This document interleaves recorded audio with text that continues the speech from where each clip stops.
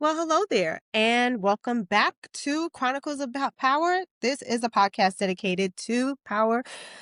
And today is a little bit, I'm in a somber mood, I can't lie. So if I'm a little dejected, it's because we got a lot to cover today. And I am your host, Keemie. This is Chronicles of Power. We are brought to you by Private Listed, your source for all things music, sports, culture, and entertainment. You can follow us at Chronicles of Power on IG, and you can find us at YouTube at PVTLSTD.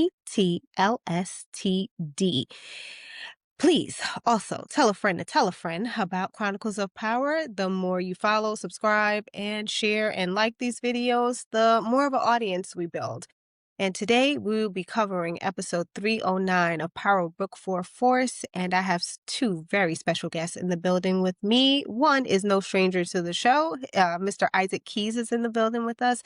And also we have the talented, the wonderful. And I do mean these things about Isaac Keys as well. But, I gave him a wonderful introduction before when he was on the show. But we have the talented, the funny, the wonderful Mr. Kris Lofton in the building with us. And I want to give you both a round of applause. Thank Yeah, you so yes, much. yes. Good to be here. Good to see you, Keemie. Good talk.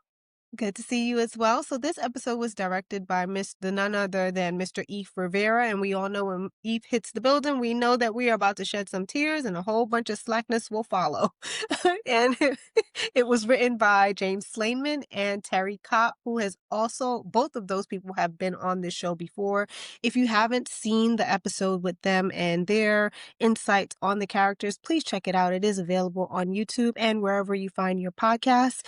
With all of that business out of the way, just I just want to say thank you both for contributing your art to us and for just being such wonderful characters within the Power universe. I guess we'll start this off with how are you feeling?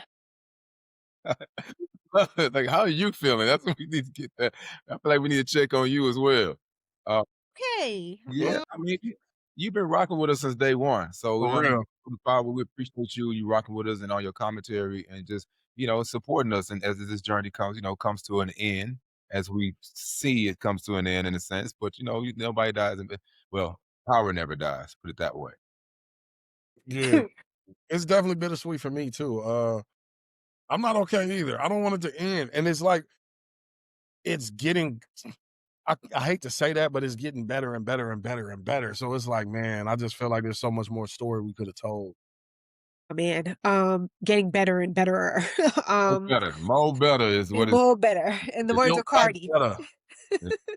I do want to know, have you guys been seeing a lot of the feedback about Force this season? Like people are loving the show. Like whereas it was it was kind of mixed in the beginning. Like that first season, people were not really on it. But like if you see the reviews coming in like, oh my God, look at the writers. They're doing so well with Force. And how come it's ending now? Because it's been such a good season. It's been episode after episode after episode where no one had any complaints except for that hitter that I Yeah. don't know where they found him at, but yeah, except for him, people have been loving this season. How has that made you guys feel? Hey, Chris, I feel like Chris is, I love Chris because Chris really be tapped in. Yeah, Uh, no, yeah, I go down the rabbit holes. Like I'm the one that's on Twitter searching like the hashtag Power Force, typing in me and Diamond's name, typing, you know what I'm saying? Typing in CBI or this or Jannard. That's what I do all the time. So, and I'm still a part of all those Facebook groups that super fans are in. Before I was on Power, I was already in that because it's Facebook. Who like actively checks their Facebook. So I've never like left that group. If I ever open my Facebook, it's just power post after power post. And I look at all those comments. I read it. I sit there and I read them for like hours. It's crazy. My yeah. DM shambles right now. You know, I had to pay attention to realize that I don't know of another show. There's many great shows that have been on, even considered like I know Snowfall was a great show that Mhm. right now, but I don't remember this type of dialogue. I don't remember fans having this type of dialogue and these opinions and these theories and being so engaged, personally opinionated and unapologetic as much as we see right now with Force. And Mhm. do sometimes when I run across some of the comments, let's face it, I've looked up hashtag Power Force on that, or somebody tell me you need to see what they talking about on Twitter. I had to like make sure I separate myself and say, not feel like it's personal. That Mhm. personal thing, because as actors, we are sensitive about our characters. We've been building this character for 3 seasons, all of us building those characters. So we're investing in these characters. So when you talk about, you talking about Isaac, you talking about Diamond. I sometimes use it as an alibi, like, well, Diamond did that. Isaac didn't do that. Isaac wouldn't let that happen, or Diamond let that happen, or Diamond can do that. He can get away with that. Type of thing. But I had to learn to separate myself from what's personal and what's was actually just speaking about the character. Yeah, that you answer a question before I even ask it. So, Chris, I guess from what he's saying, right? And Isaac is able to separate himself from Diamond. When say that again? And sometimes, Sometimes. Oh, okay, okay. Yeah, yeah, fair point. But are you able to separate yourself from Jannard, especially with how people are going to view you after watching episode 309? Yeah, yeah, yeah. No, that stuff don't bother me. Like to me, everybody asks me that. They say, "How do you do da da da?" Like to me, is as simple as it sounds. That's kind of what it is for me. It's when they say action and when they say cut. Like to me, it's it. And now the internet stuff just I look at that and I think it's funny. Like I don't look at that like, oh my God, why don't they don't know they don't like me? I get me like, nah, like I like that. Like I rage bait that. Like, you know what I'm saying? Like I'll post something, I troll that. I go back at them and I'll say something. They'll say something, F you, Jannard. I'll quote it on Twitter and be like, your mama with a little kid. Like, and I'll be like, yep, sure did. Or I'll start dancing like I did the Tyrone Biggums. They was like Junkie Jannard in here. I hate him. Will you kill Junkie Jannard? And then I put the little Dave Chappelle Tyrone Biggums with him dancing like this right over it. Like, that's funny to me. So like to me, like Isaac said, the conversation that's being had behind the show can't you can't pay for that type of marketing and promotion. So to me, I'll just lean into it and I don't let that shit yeah, affect me in real life. It's a show. I can separate it. exactly. I mean, Okay. we're invested, and it feels good to have people invest into our show, invest in these characters. As actors, we want to pull out the emotions. We want to evoke emotions and create experiences for the fans. And I think we've been doing a great job with it. It's an art. Yes, Completely agree. So then let me take a step back, right? So I want to go back to episode 308 and essentially talk about the domino effect that happens from 308. So we know that Jannard takes out JP. He also kills King Kilo and King Kilo's little minion, right? Now, when Jannard, and I want Diamond's, what Diamond is thinking about this as well, right? So when he kills JP, does that reveal who Jannard really is, or is it just something that just had to be done? I mean that's what you, Chris, because I feel like that's Jannard. I mean, from day one, Jannard was, he's impulsive, he's erratic with his work. Mm. Even JP put his hands on him. JP put the paws on him a little while earlier. Now he got opportunity that he's gonna take him out. Then I mean, I think that's just how Jannard would act, and I think I don't think it's something. A lot of stuff that Jannard does is not because it has to be done.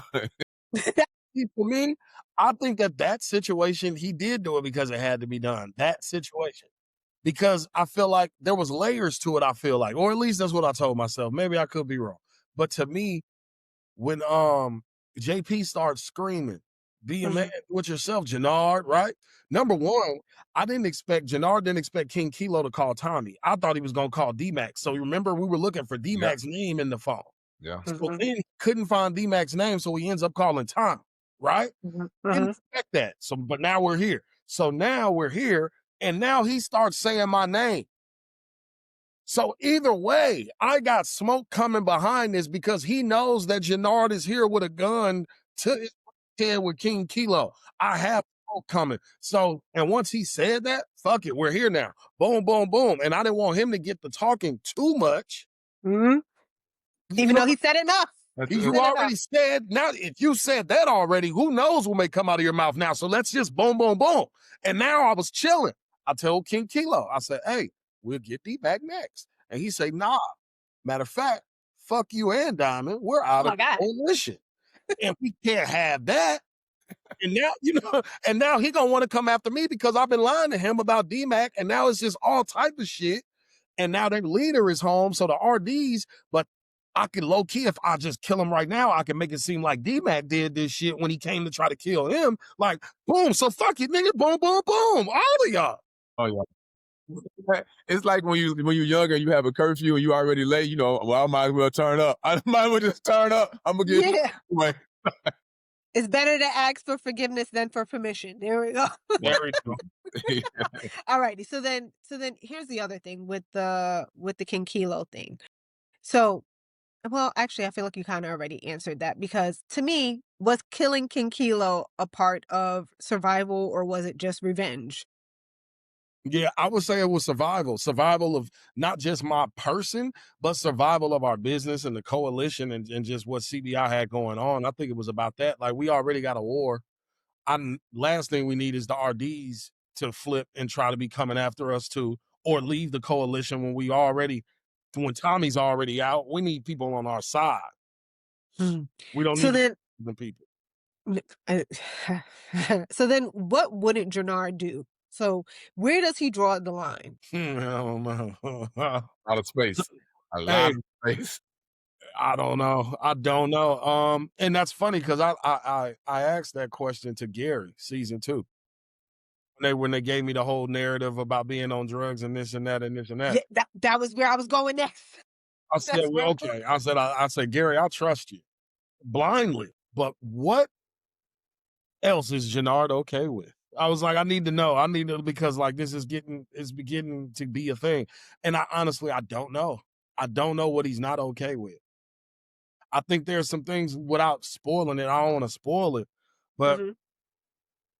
yeah, I don't think he's okay with a lot of the shit that Shanti tries to put on him. Let's say that. Okay, well then, when Jannard spirals, and we brought up the spiral from before, and I remember we spoke to Sammy Horowitz about this, and he spoke about his own struggles, but especially because he was writing from his own experiences. So when Jannard is Mhm. spiraling, what lie is he telling himself, or what is he telling himself to justify some of the things that he's doing? Whether it be to, we found out why you think he thought it was necessary to kill JP, but then he also sends Marshall on like a suicide mission.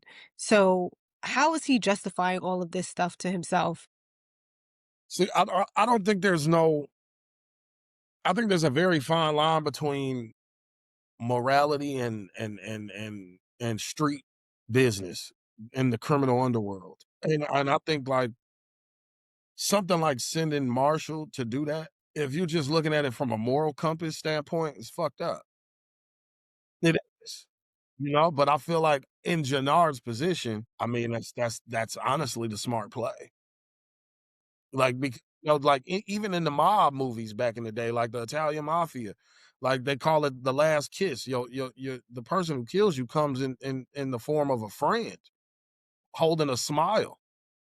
That's the person who's about to kill you. It's not your biggest enemy, the person you expect. It's the one that you actually probably would trust to hide you during the time when your enemy is looking for you. That's usually how it goes in the streets. So to me, I don't think that Jannard's I think people are holding his moral compass to a higher standard than it should be because he's playing a different game than a civilian. He's not a civilian in it. So he needs D-Mac off the board because we know now D-Mac coming for him because I done killed his daddy and you Tommy's nephew and Tommy's coming for me because I killed his brother. So now all three of y'all and I owe you the King Kilo.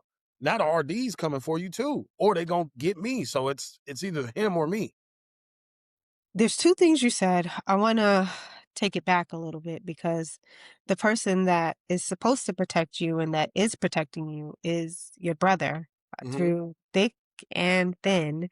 Yep. And as a result of that, you kind of get your brother hurt in the mix of all of this, right? It's kind of hard for me to say this right now. Take your time. Take your time. Let him use you, girl. Let him lose you. Let him you. Let him use you. Um, how is Jannard going to deal with this? Because if Jannard is already having trouble staying sober, Mhm. um, how is he going to reconcile what he just made happen to his brother? And does he realize that this is his fault? You know what? Don't answer that, Kris. Isaac, you answer that. Like, from your perspective, right? You are protecting your brother. You're doing what you think you should be doing. And there's something that I want to touch on after we do this question, and it's about how people view your relationship with your brother and how they view Tommy. But in your mind, you are doing the right thing for your brother, correct? I would challenge that and say not necessarily no. I think Diamond's smart to know that may not be the right thing, but I feel like it's the thing. Uh, It's his responsibility.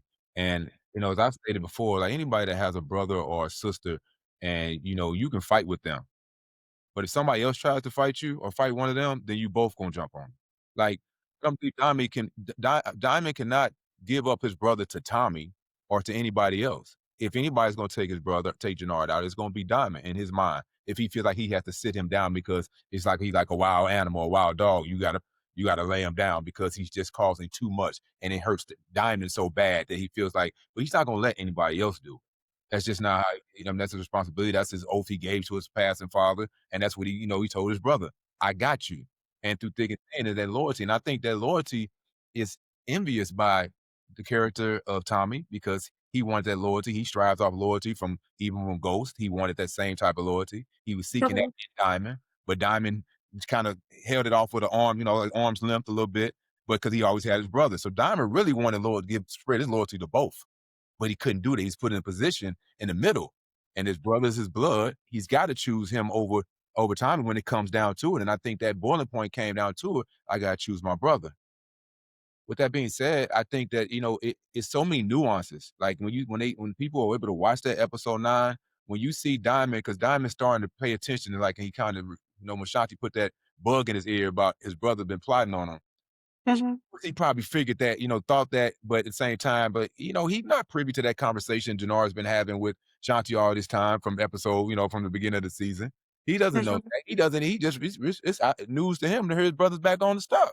That what I'm saying. Like that's news to him as well too. So he's taking all this in as well, and then gets to a point, and I love it. The writers and the directors where they've made a beautiful scene, and me and Kris at that time, like, first of all, being in that church, it already just makes it's like the aura of being in that church just creates this overwhelming feeling of emotions and just the impact of what this scene is going to be. But the writing gave Diamond a chance to really confess to how he's been feeling as he's taking a revelation of like, well, damn, I have been selfish. I have been this, and this is why I didn't do this for you or get this to you, these different things. Confessing these things to his brother in hopes that his brother would be able to receive and be like, you know what? My bad. I've been doing this too and having a heart to heart. But Jannard's unable to do it. So when you talk about where that line is, Jannard doesn't have it. There is no line. You know what I'm saying? He was unable to do it, and he comes back and you can see the hurt in Diamond's eyes that he couldn't get his brothers to confess to him in the way that he wanted him to. And at that point, it's still that loyalty. And you know how family is the fastest thing to bring you down. And Yeah. Yeah. So then here's what I'll ask, and then I'll circle back to reconciling the whole thing with Tommy, right? Um, is Jannard more dangerous sober or high? And that's for both of you. Dangerous in what way? I feel like dangerous is subjective. Yeah, I mean, he's dangerous on all levels, right? In terms of, because he wasn't high when he killed JP, and he wasn't high when he killed King Kilo. He also wasn't high when he when he started the plot to with Shanti to take out his brother, right? Like he was of sober mind when he did that. And when he was high is just, I mean, he was reckless in other ways, but I think his dangerous, it's so encompassing with the character, right? Because he can be dangerous in terms of him being a serial killer, and then he can also be dangerous in terms of plotting. So which one is worse I think in your he's when he off of it, when he on that shit. child? Honestly, and I thought he was high when he killed JP and King Kilo. I think it's insinuated because that moment Okay. when JP knocks me out, I'm high. So to me, either that high is still going or he did something to up the high before he went to see King Kilo in my head. Cause that's the same episode. I feel like when I see Jannard, most of the time when Jannard, somebody takes advantage of Jannard, even King Kilo pushing him down, even the fight with JP, the fight when he had with the RDs before, where they, outside thing, he's been high. Most of the time, like it's already been shown that he's been high before those things happen. So I think he's more dangerous when he's sober, in a Mm, sense, because it's already in him. And most of the time when you high or you drunk, what you end up doing is already in you anyway. What they say, Yeah. drunken man, sober man's mind. So it's like, it's already there. It's just, but he just, yeah, most time he's got his ass whooped is really because he's high already. And he ain't got his tools, his capacity together. But I mean, he's all around dangerous character in itself. You don't know what you're going to get with Jannard at times. Was Jannard ever really Diamond's brother or always just his shadow? When you asking Diamond, has always been his brother. yeah, I think so too. I think it's always been the brother. I don't look at it like I was always in the shadow because there's still a world where Jannard was supposed to do something else. Like I don't think it was ever a shadow. It was just like, there was an admiration of my big brother.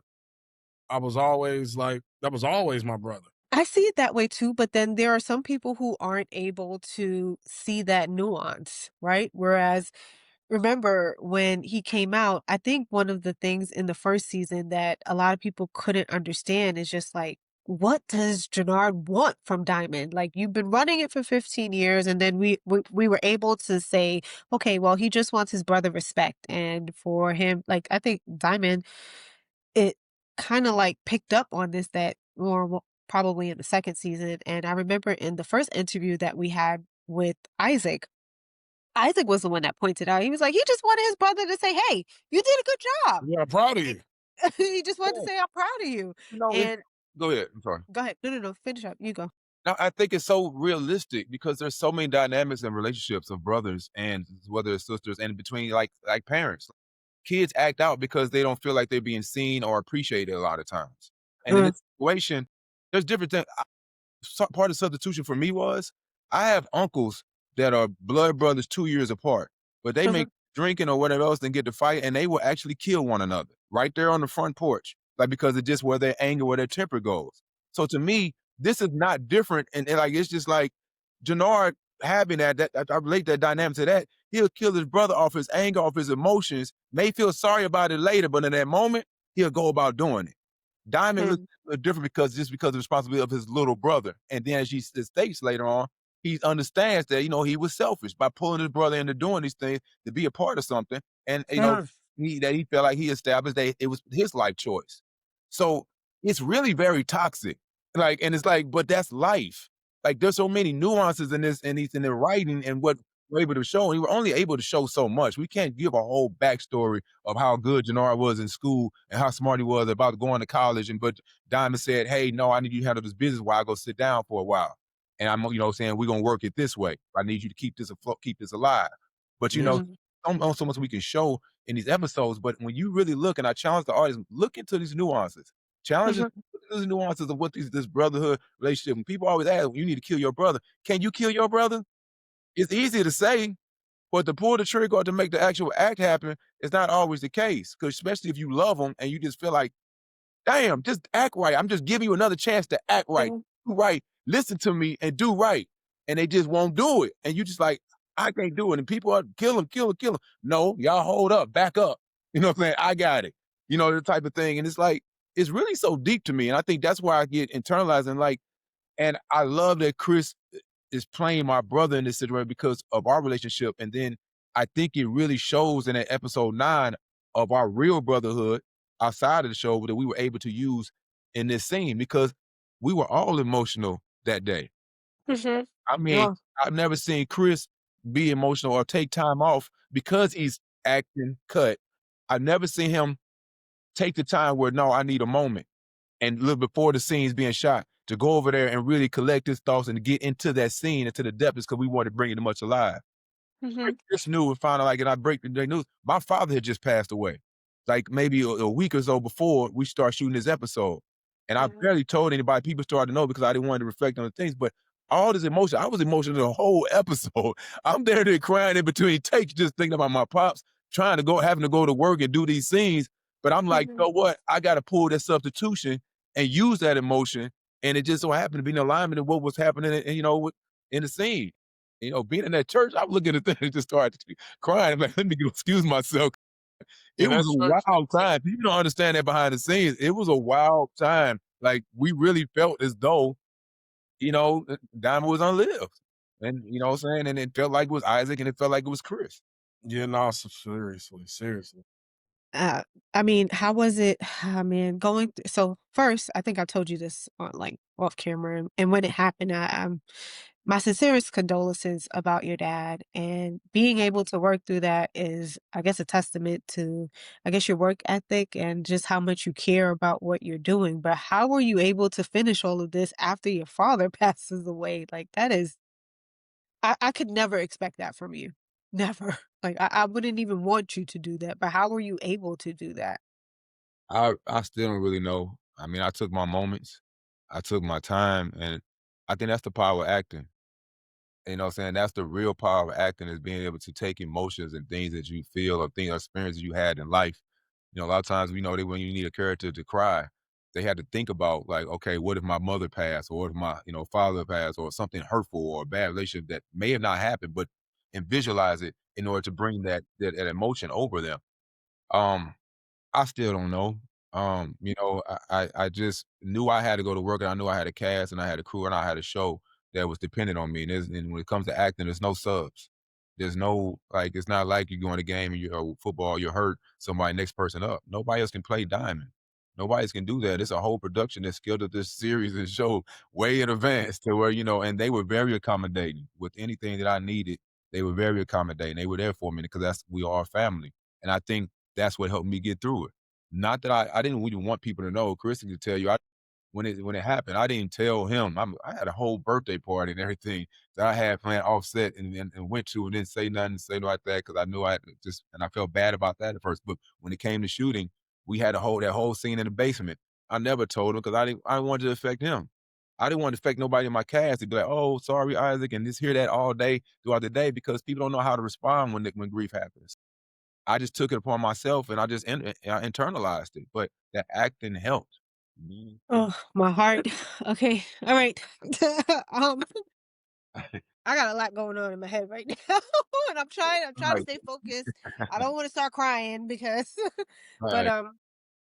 all right, I'll get back on track. So, if Diamond never went to prison, who does Jannard become? You mentioned this earlier, and like he was smart, but I'll let you answer, Chris. If Diamond never went to prison, who does Jannard become? Um, I think maybe he does go to college, but it's still very subjective to say who he would become. He could have just went and got a degree and came back and ended up doing the same thing, just with a degree. Like, who's to say? Maybe he came back and didn't get that job right out of college and ended up getting involved in his brother's thing. But like, so I think it's very subjective. I just think he would have at least had a degree. Mm, But you know, these are endless. I thought you were gonna say something else. What? Great spinoff to a good show, though. Like, Right. we talked about this, like, just having that backstory of these two characters. I feel like they carry so much weight and so many dynamics to them that people who are really involved and engrossed in who they were, what they would be, and after this. Yeah, I don't know, because I don't know where Diamond would be, because Diamond was good I feel like was good just being on the South Side and handling business on the South Side.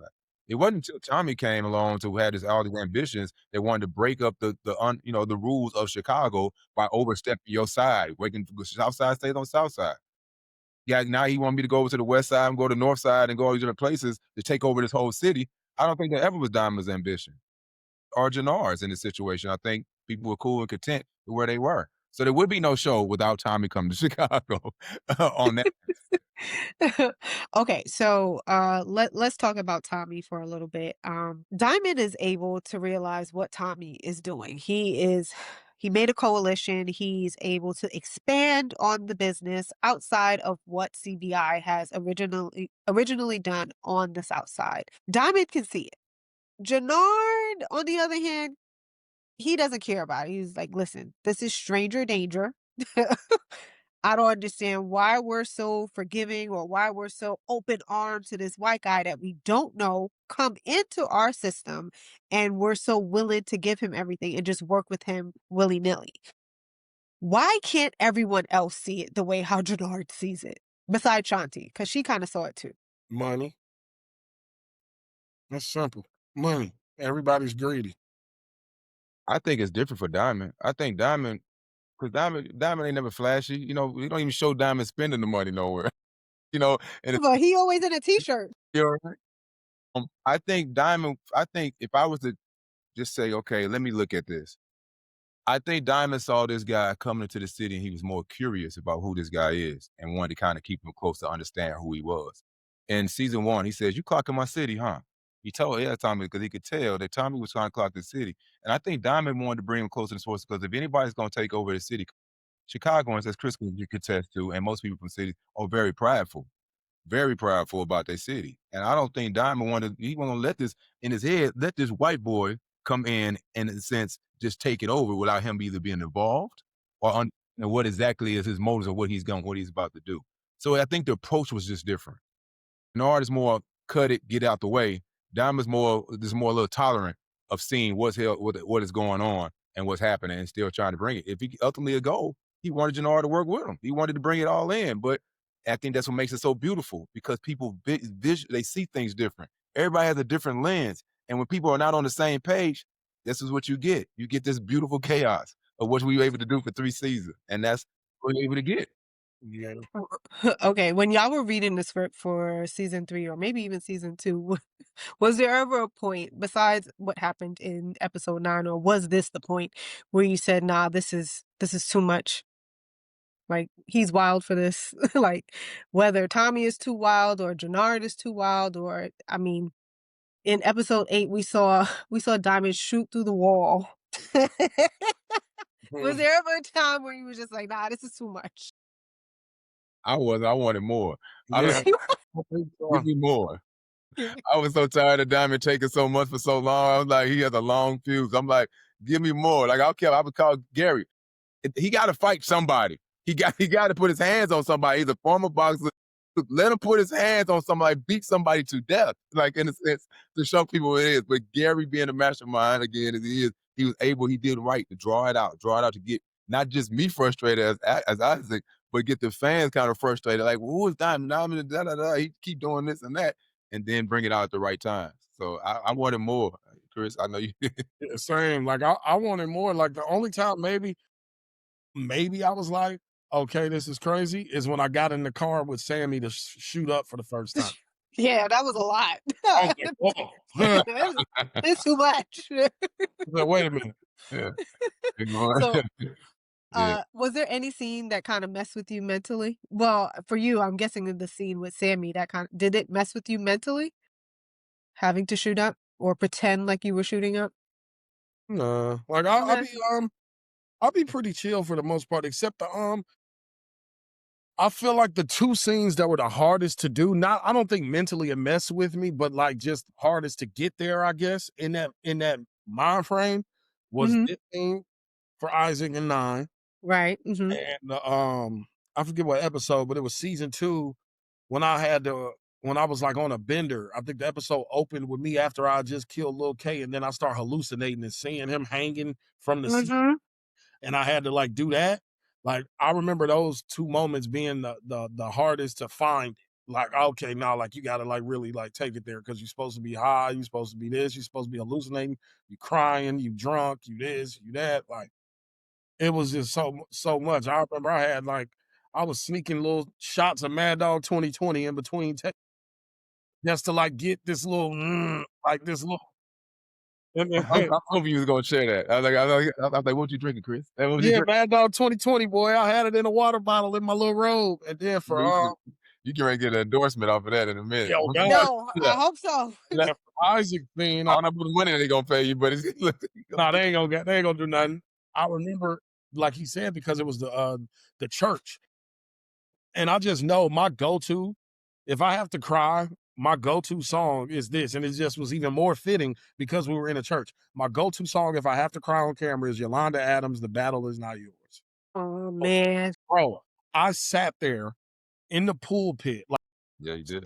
sat down in the pulpit, put my headphones on, the Apple noise cancellation joints, and just sat there and looked up at like the artwork in the church and the angels and all that shit, and just listened to Yolanda Adams, The Battle Is Not Yours on repeat. until I was like ready to cry. And I was like, all right, bet, nigga, roll the camera, say action, let's go. Let's go. Let's go. I'm I'm like, ready. let's go. Let's go. So when I post my stuff this week, my song is probably gonna be Yolanda Adams, The Battle Is Not Yours. I can't wait. I love when you post your stuff. You give me so much content. You, So you know what? Because I didn't get to ask you. I know we did normally when we do these, we start off with how you came into the industry, but because this episode was so heavy, like we just went right into the episode. But I did have a question about, growing up in the industry. Obviously, you did hardball.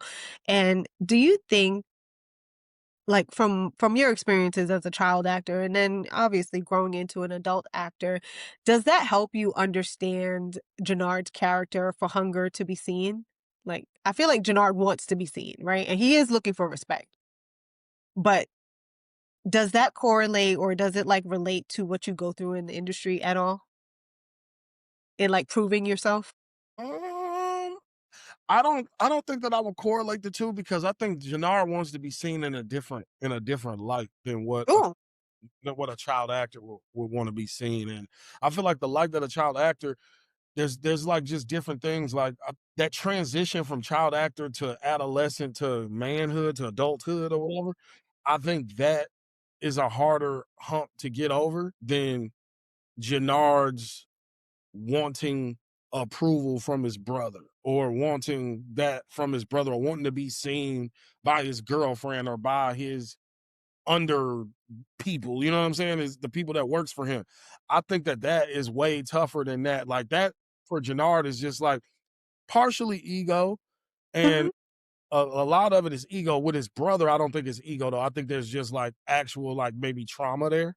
hmm But for the most part, I think that the child actor, I wouldn't compare the two, but I see where you're going with it, and that is kind Don't of you think it's a little challenging though? Because I feel like you you may not have the same thing, and I was curious about how you felt about it because sometimes with child actors, it's hard for them to make that transition, right? And oh I kind of felt like with the character Jannard, it was hard for him to transition out of the spotlight, whereas you want to be in the spotlight when you're transitioning from a child actor to an adult actor, and you don't want people to just view you as the little cute kid who can only play one type of role, But yet, right? that's the scary thing about being a child actor is because once you're no longer a child, you actually have to be good.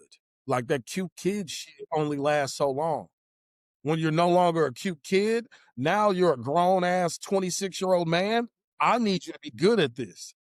You know what I'm saying? And a lot of actors, they don't come to that realization because in our business, there's not too many people walking around telling you you're not good or this or that. There's not too many, you know what I'm saying? And especially if you've had early on success, it'll be harder to tell that person that they're not good once they hit 26, but the whole world thought they were good at 14, 16. It's just like I think that's a harder slap in the face, slap of reality. Because now this is your whole livelihood, this your whole life. It's like how Isaac, shameless plug, his book, The Grind Don't Stop, It Just That's Changes. not shameless. We supposed to be plugging the book. Shameless plug. You know what I'm saying? But I could imagine it would be the same way how an athlete could feel like, okay, what do I do next when my whole life I've That's played where I was going next. football, I played football. My whole life, bro. This has been my whole life. This is all I know. And even for me as Kris, I had that early midlife crisis at like 23, 24. Like, bro, I don't know how to do anything else. Once I started seeing all my friends graduate from college that I didn't go to, and we were the same age, and now I see them complete that 4, 6, or 8 year degree, come back Mhm. home, get a job, have a house, have kids, have a car. Their license is not suspended. They not sleeping on couches. They actually have their own. I was like, whoa. I'm like, all I know how to do is act, and I'm too old I'm too old to go back to college and think about playing sports. I'm 25 now. I'm gonna be a 25-year-old red shirt. I'm like, oh my God. Like my life was just flashing before my eyes. Like, bro, I've been acting since I was 10. I have nothing to show for it. I'm 25, 26, and I'm couch surfing. I was like, whoa. So I can only imagine like that thought. And I think that's what child actors go through. And Jannard was probably going through that too a little bit, but I don't think on the same rail. Yeah, I mean, obviously, it's different levels to it. I mean, Isaac and I spoke about this in the first in the first interview that he and I did, just transitioning from being a successful football player and then trying to find your way in outside of not doing what you are known for doing, right? Like he was a football player, he was a successful football player, and now you have to try to pivot into something else. And I think one, you have to justify it to yourself. Two, you have to prove yourself to other people so that they can take you seriously, which is why I was tying it into the whole Jannard and Diamond thing. So hopefully I was able to make that clear. Let's get to some real stuff. We talked about the church scene. I want to talk about what the blowback is possibly going to be after all of this. Do you think Jannard deserves redemption after people watch 309? Yes and no. Yes and no. Yes. Yes. Why yes? I think because at the end of the day, it's like, that's my brother. Like we gotta fix that. We have to fix that. Even so, I may be at fault. I may be the blame, and I may be the one. I'm going to be, not maybe. I'm going to be the one that everybody blames. You know, a Mhm. 1000%. Everybody, that bullet was for you, bitch ass nigga. I can hear it now. I know. I know. I can hear it now.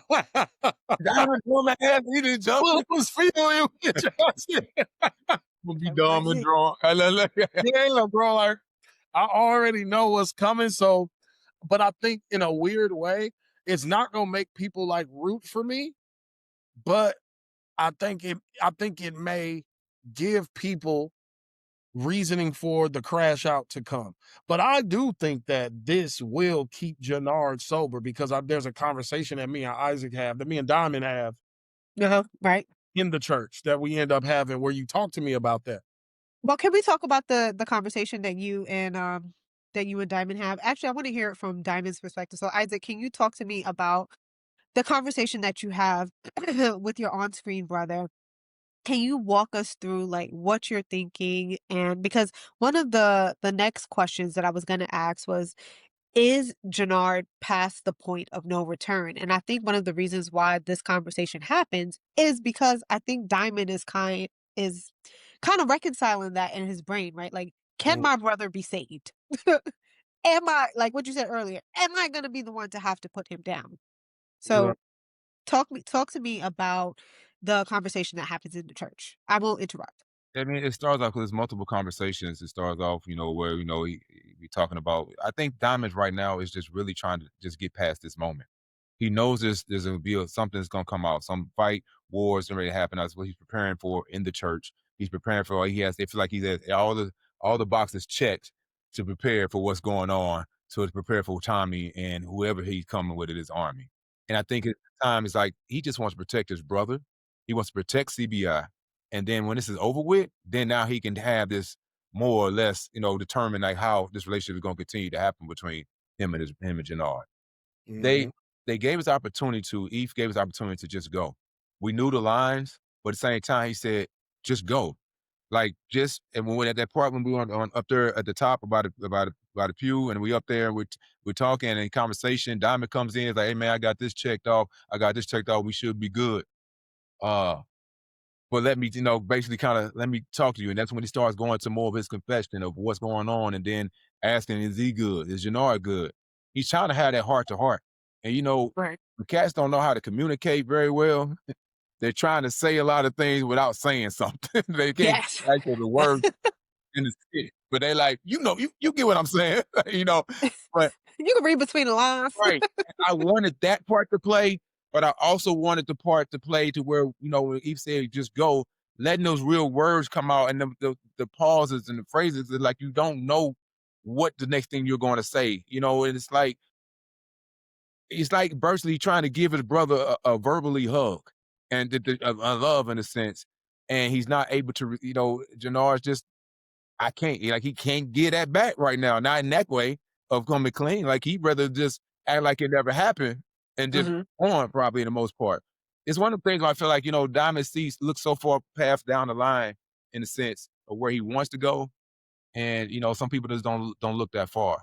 Like, and I think that was Diamond's his gift is that he wanted to look at the long play, not just what's gonna happen right in the moment. What's gonna be the outcome if I do this, this, and this.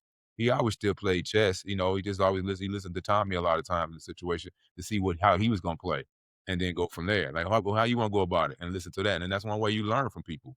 You learn, and you also get to know who they are in the long run. And I think what people were able to see was a honeymoon phase of relationship between Diamond and Tommy, where everything is good. Everything is Mhm. like, okay, this feels good. Let's see what's going on next.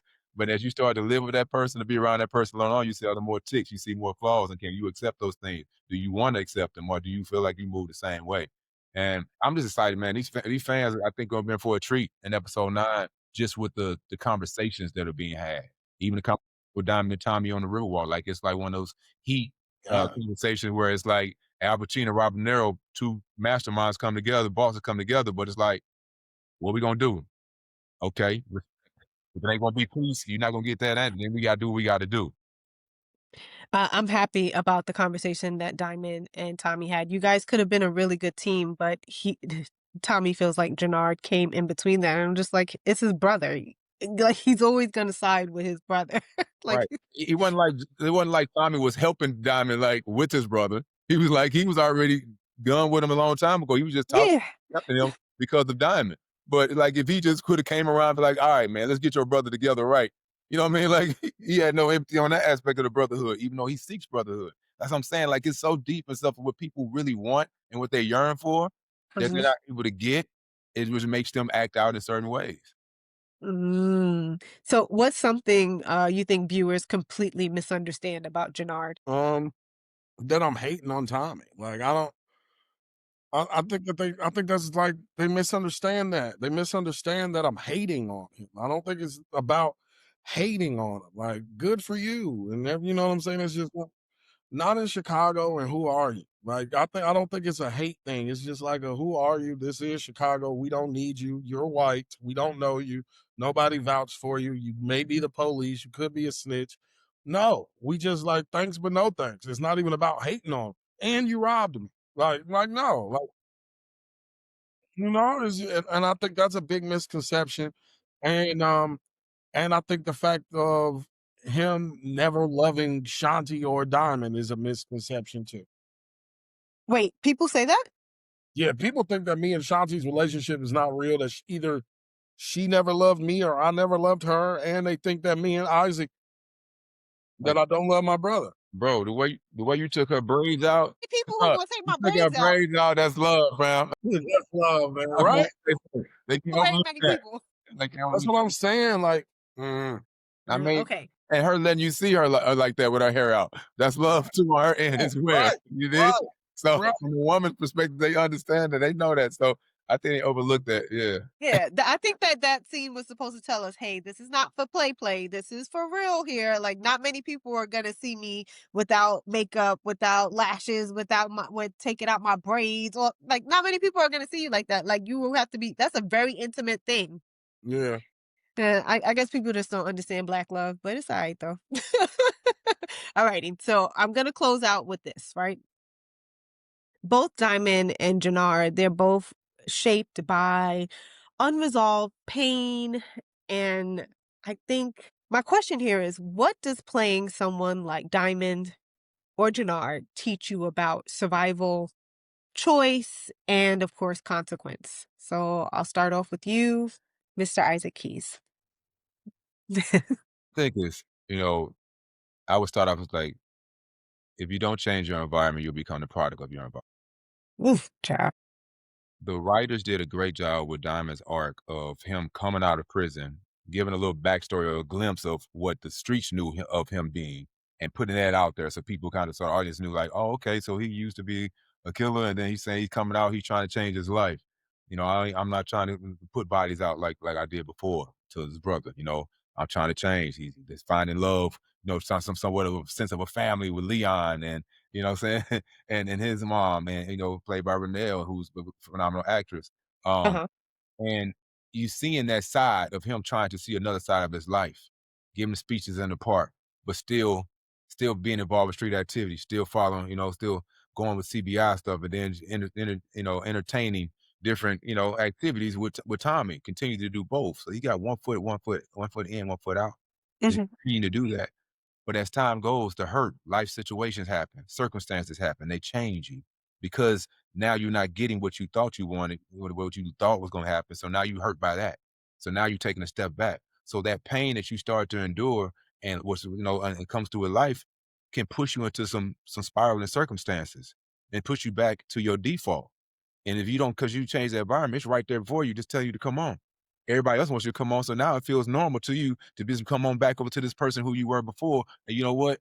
No longer about love. I ain't putting that part, putting that to the side. Matter of fact, I don't want nobody to really have no love. I want everybody to just be peaceful, just have coalition together. We're gonna make this money. We're gonna go about this. Now y'all wanted Diamond, y'all got Diamond. Oh, and I think that all comes together with if you want to change, you have to make the change to actually to be changed. And Diamond didn't make those changes. He still surrounded himself with the things that were going to keep him or pull him back in. It pulled him back in. And, love, not changing, and just know that the only thing can be your demise at some point. He tried, though. He tried. But that's He tried, and his brother tried to help him. His brother had a barbershop set up for him for as soon as he came out. He tried to do it, but like you said, those people still surrounded him and they pulled him back in. So as for Jannard, what does playing a character like as for Kris, what does playing a character like Jannard teach you about survival and choice and consequences? That is definitely a doggy dog world, and it's every man for himself, and ain't nobody coming to save you. It definitely teaches me that.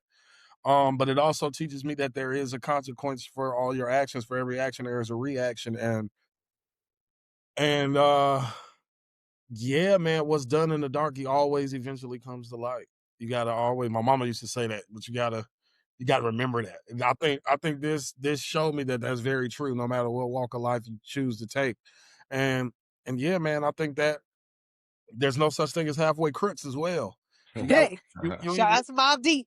yeah, you either is or you ain't, man. And I think that playing Jannard showed me that you either is or you ain't. It ain't no all the people who was halfway, they in the dirt.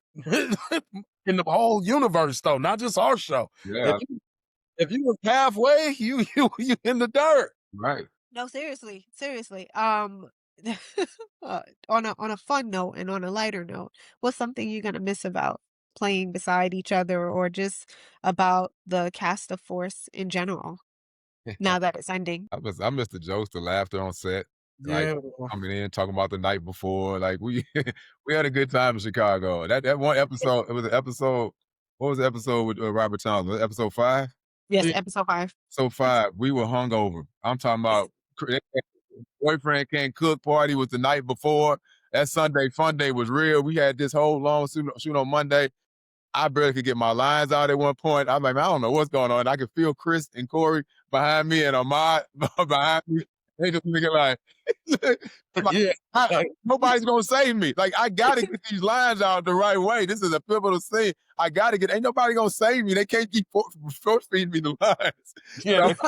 So, we were over. I'm talking about I was smelling like liquor on that set. And we had a good time before, but those times, man, and just like, even our crew, put a song on and the crew's dancing and stuff in between takes. And, All of it. it's just like we really are a family, like a group chat family, and, it's fun. We go eat together and we still are close. So we just miss being around each other. I miss being around the crew and I just miss working. Well, I think saying work is a lie. I just wish going out there and playing. You know what I'm saying? Like it's really like recess going on set every day. And and Kris and I we're still close. We're close too. We got an independent film coming out at some point. Well, I don't know Yeah. when it come out, but a Right. sci-fi thriller independent film. We're gonna see how that looks and what that comes out to be. But it was fun shooting it. But yeah, I'm just gonna miss everybody.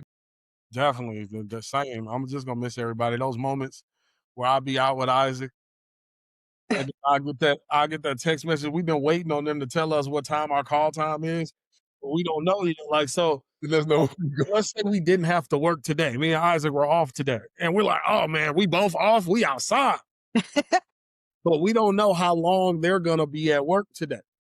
So they don't tell us what time we have to be at work tomorrow until they're done today, because they equate for the possibility of overtime and all of this stuff. So they wait until they're done. So me and Isaac could just be outside having just the greatest time of our lives. We low-key might have made it to 12, 1 o'clock in the morning. It I'm just like, I still ain't get no text message. Did you? right. Because that is how late we stay out. When I call time in, we be like, "Oh, you gotta go early one. You go ahead and go, dog." I'm like, "Yeah, I'm gonna go ahead too." And look, but Yeah, not. I'll be sitting there, be at the bar or something, and I get that text message. I'll look and I'll be like, bruh. And he'll be like, what? I'm like, bro, they just said I got a 5:30 a.m. pickup. It's Wasn't it? And 12:15, 1 in the morning. Just And miserable from I'm there like, on out. bro, I'm like, wait. I'm like, hold on, wait, what do I gotta do? I'm like, bro, look at all these lines. I'm like, bro, it's whole pages of lines. And I'm like, bro, it's a whole paragraph for Jannard this big. I'm like, oh my God.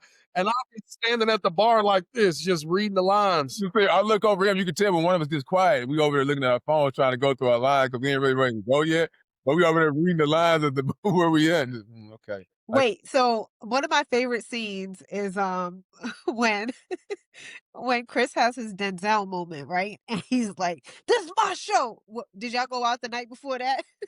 I don't think so. I Or don't y'all think just so. You I know, don't think that I was think it you were depended locked in? what Dan was, but it was something to do in Chicago every night if you wanted it. So yeah, and yeah, we had a ball, man. Shout out to Chicago, man, because the city showed nothing but love to us, and they continue to do.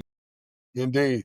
Yes, and on this show, I think last week we talked about Chicago being a character within the show in itself. So I will say shout out to Chicago, and here is where I will say, please, I want you to promote your book that you that came out I think 3 weeks ago now. So tell everybody what the name of the book is, where they can get it. Sure. Okay. So I, decided over all these years that I decided to kind of categorize my story, my life story. People always ask me like, "Well, how'd you get into acting? How'd you get into NFL? How'd you do this?" And I feel like there's so much more to that story than me just being able to tell it in a 4-minute interview. And to really break it down, so I want people to understand the struggles, the derailment, the trial and tribulations, the first time getting in the first fight as a kid, being involved in street activity, selling my little drugs I thought I was doing at one point because I thought I was attracted to the street allure activity.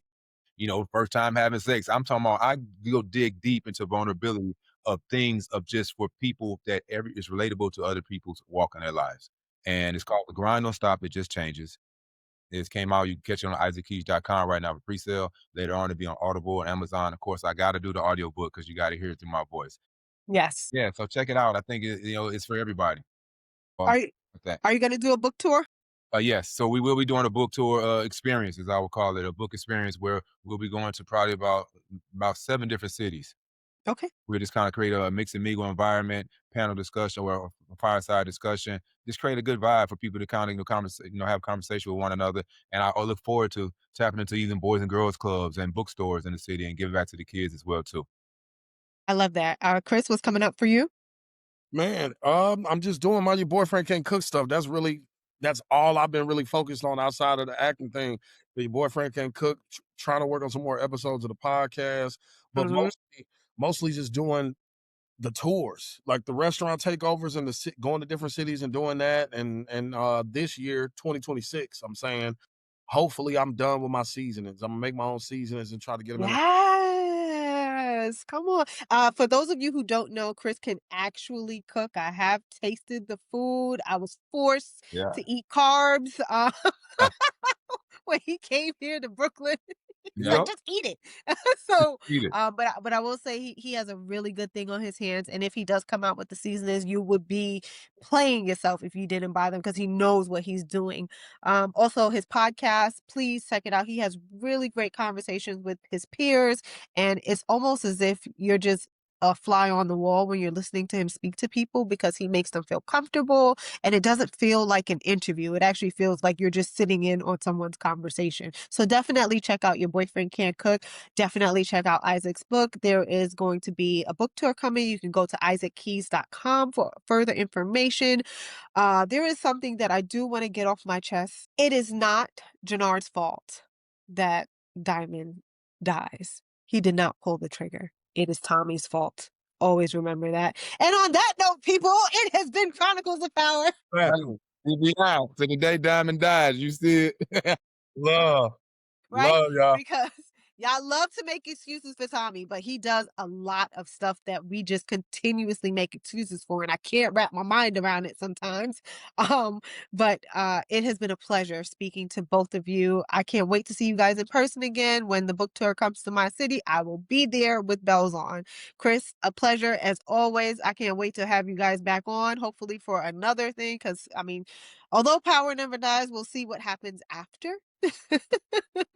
So best of luck to both of you, and we'll be seeing you soon. Drop your questions and comments in the bottom of this, and that's it. Bye, guys. Hey, Drew.